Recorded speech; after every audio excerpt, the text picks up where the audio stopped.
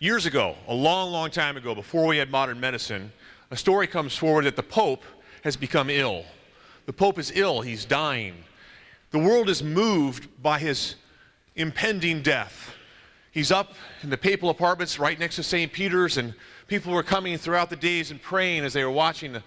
They look up at the window and they would pray for the Pope. They'd go into St. Peter's, and reports would come out week after week of his health slowly spiraling down. And then, on one afternoon, one man walks into St. Peter's Square. The man looks up at the Holy Father's window, and he just begins to cry out, "Holy Father, take my heart. Take my heart, Holy Father." There's no such thing as open heart surgery. I mean, how could some guy give the Pope his heart? This is a long time ago. This is kind of crazy. People are looking at him. They think he's nuts. How in the world is it? What's he doing? People are crazy. But the next day, he's there for hours. "Holy Father, take my heart, Holy Father. Holy Father, take my heart." For days this goes on. 2 weeks it goes on. Then all of a sudden, one day, he walks out there, and he starts to yell out to the Pope. Somebody stands next to him. And now there's two of them. "Holy Father, take my heart. Take my heart, Holy Father." The next day, there's 3. Then there's 10. Now there's 50. Day by day, more and more people gathering in St. Peter's Square every day. It's getting to the point where the people are kind of, what are they going to do? I mean, there's now hundreds of people. "Holy Father, take my heart. Take my heart, Holy Father." So finally, one day, there's now thousands of people out there. And the window opens up to the papal apartment. And the Holy Father looks out, and he's weak. His heart is about to give out. He gives a blessing. He says, "Oh, my children, I am very touched by your love. Tomorrow, I will come to the balcony, and I will cast this white feather off of the balcony, and upon whomever the feather lands, I will take their heart." So the next day, there's crowds like never before. I mean, literally shoulder to shoulder, as many people as you could possibly imagine in St. Peter's Square, the largest crowd in the history that they've ever seen. Everybody yelling, "Holy Father, take my heart." For hours they're yelling, and finally the window opens up. The Holy Father limps to the door, and he casts the feather out, and it begins to drift back and forth, lower and lower. And as it gets lower, the people yell even louder, "Holy Father, take my heart. Take my heart, Holy Father." It's getting lower and lower. They can almost touch it, and they're yelling, "Holy Father, take my heart."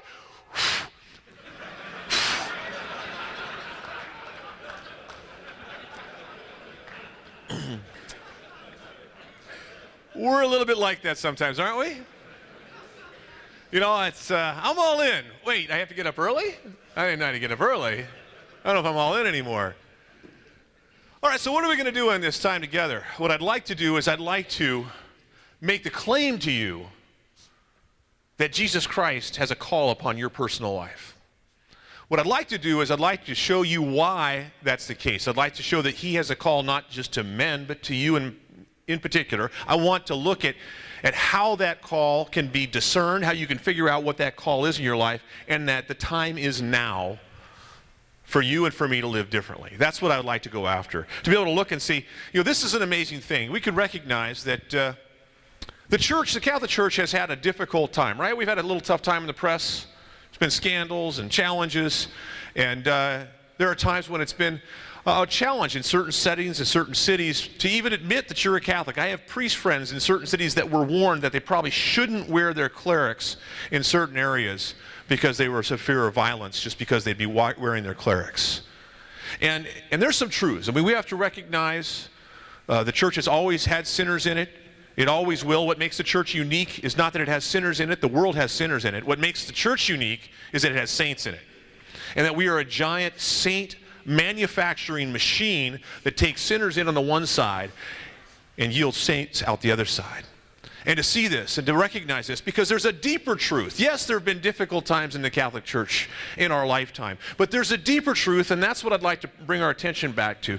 Gentlemen, we have to recognize that the Catholic Church is the greatest organization of human beings in the history of the world. Every day for the last 2,000 years, every day for the last 2,000 years, the Catholic Church has done more to feed the hungry and clothe the naked and educate the uneducated, to care for for those in need than any other institution in the history of the world. And still, even in the tough days, we still do more for the world than anybody else ever has. That's the Catholic Church. And praise God for it, and thank God that we can be part of it. And if you're not a Catholic and you're here because somebody dragged you here or you wanted to see what's going on, I'm so glad you're here as well. By the way, nobody has their hand in the middle of your back pushing you into the Catholic Church, but the doors are open, so if you want to join, you're welcome. So we want to see that this is a great thing to be a part of the Catholic Church. But here's the challenge. Despite the fact that the Catholic Church feeds more people, clothes more people, provides education and medical care for more people than anybody else in all the world on every day, despite that fact, there are still too many hungry people and too many starving people, too many thirsty people, too many naked people, too many uneducated people, too many people who are sick and could be healed with basic medication. So we need more Catholics. We need to address this issue. And what I'd like to do is I'd like to just set for you for a moment, if you were to consider human life, this is the issue. How do you know that God is calling you? How do you know that God is calling you? And what I'd like you to do, man, is I'd like you just to think about life. I mentioned the first couple steps of this in the first talk. I want to go back now and walk all the way through life with you real briefly. Life begins at conception, or doesn't if you don't get conceived. And there's a challenge right there, and Patrick did a great job of articulating the church's teaching on contraception and why the church is all about life and all about love all the time. And to recognize this, and if you're lucky enough to be conceived, you're born into the most, you're conceived into the most dangerous place on earth right now, a mother's womb. And if you could survive and be born, you're born into poverty, more likely than not. And if you could survive the poverty, or if you were born where you can actually get the food to eat, you grow up in the family, the place where you're supposed to be nurtured and cared for is under attack, so that 50% of marriages end in divorce. And stats say that of all marriages, 90% end in divorce or in unhappiness, what they call married singles, where people continue to live together, but they're not living with one another. So marriage and family are under attack. And if you are lucky enough to grow up in a situation where your family is fairly stable, you get to grow up in this culture. This culture in which sex and drugs and rock and roll are constantly at your heels. And you get to become an adolescent, and all of a sudden, it's not as though there's a war on the outside. All of a sudden, all the chemicals that make bulls, and roosters, those are released into the young men's lives, right, in adolescence. And all of a sudden, they're supposed to learn what it's like to be a man in a crazy world when it's crazy on the inside. In the middle of that, we dump them into a culture which is filled with the filth of pornography. 98 billion with a B dollars, 98 billion dollars a year. Put that into perspective. The NFL, $9 billion. I know a lot of guys that watch too much football. 10 times as many men watch porn. And any amount of porn is too much. It's huge. And right at the time that this is all going on, they're supposed to make a decision about what they're going to do with their lives. Oh, well, should you get married? Who are you going to marry? Are you supposed to be a priest? Great. And the whole thing starts all over again. It's a meat grinder, and then you get up and you get married, and then you start to raise your own kids, and your kids, if they're lucky enough to be conceived and born and to be able to be well-fed, you then watch your kids grow up and watch your grandkids go through the whole meat grinder again, and guess what? Now you're old, and guess what? You're in a convalescent hospital, and you're likely to be killed if you're not careful. One of the guys I work with this year, his father-in-law was murdered in a hospital this year. Had a heart attack, married to a woman and didn't have any faith. Pulled out the nutrition and the liquids, and he died 3 days later. Starved and dehydrated to death. Murdered right in a hospital here in the U.S. this year. See, my point is, guys, and I don't want to focus on the bad news, but I do want to share the bad news because the good news sounds all the better in contrast. You see, if I come to you and I say I've found a cure for cancer, you'll say, that's great. But if yesterday you were diagnosed with cancer, that would be really great. See, sometimes the bad news contrasts the good news. Because here's the deal. We have to recognize that the world is in desperate desperate need. And here's the beautiful part. You are alive right now. Do you know how much easier it is to become great when you live in a difficult situation? Look at Martin Luther King Jr. If there was not a civil rights crisis in Martin Luther King Jr.'s lifetime, he would have been just another preacher from the South that you would never have heard of.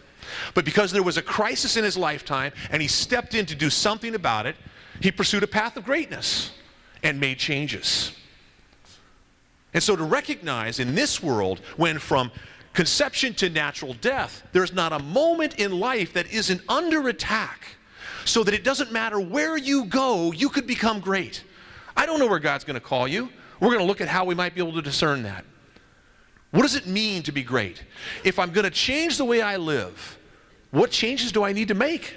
It's not enough to just start making changes. Sometimes you can jump right out of the frying pan and into the fire. That's not a good change. If you're driving in the wrong direction, changing your speed and going faster won't fix the problem. Makes it worse. So you have to make decisions about good change, the right kind of change. And that's what I'd like to spend some time with you. And I've got a couple homework assignments for you because there's just a part of me that's naturally a coach. And so I'm going to give you a couple as we go along. We'll move to the first one in just a second. But I want to take a second to share with you something that bugs me about being Catholic. Something bugs me about being Catholic. Here's what bugs me about being Catholic. Now, it's really important you listen to the next minute or two altogether because I'm going to say some things that in a vacuum won't make any sense at all. What bugs me about the Catholic Church is the Eucharist. It's not the Eucharist. What bugs me about the Eucharist is this. I know from the teachings of the church that when you receive and I receive the Eucharist, you and I, we receive all the grace that would be necessary to make you or me the greatest of saints. You receive Jesus Christ. There were dead people who were touched by him who were brought back to life. Lepers who were cleansed. All the grace you need. And here's what bugs me about it. I go to Mass pretty regularly.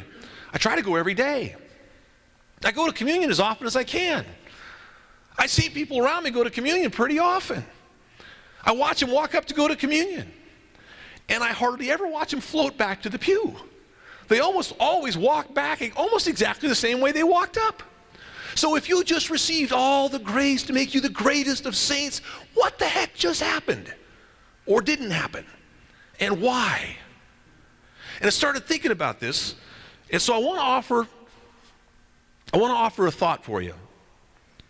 Thinking about how you and I can be so close to Christ. We can touch him. We can consume him week in and week out, day in and day out for some of us. And our lives not be changed more than they have been changed to date. And it strikes me that there's something that if we were to add to our life would change the way we receive the Eucharist. Because the Eucharist is perfect. This is my challenge with my relationship with God. Anytime something's wrong, I know it's wrong with me, right? It's kind of like being St. Joseph. How would that have been? Anytime anything goes wrong in the Holy Family, your son is God, your wife is perfect. Dude, you're up a creek, man. That's just, wow. I mean, think about the losing Jesus in the temple thing. Oh, man, oh, man. It's not like you lost your car keys. It's the Savior of the world. I'm having a bad day. And that's a lot of pressure. And it's the same way with me. And so, what does it mean? What does it mean to engage Christ in a way that would change it? And I started thinking about people. Are there people whose lives were changed when they came into contact with Christ? And there's a whole bunch of them. I want to share with you one, and then I'm going to give you your first assignment.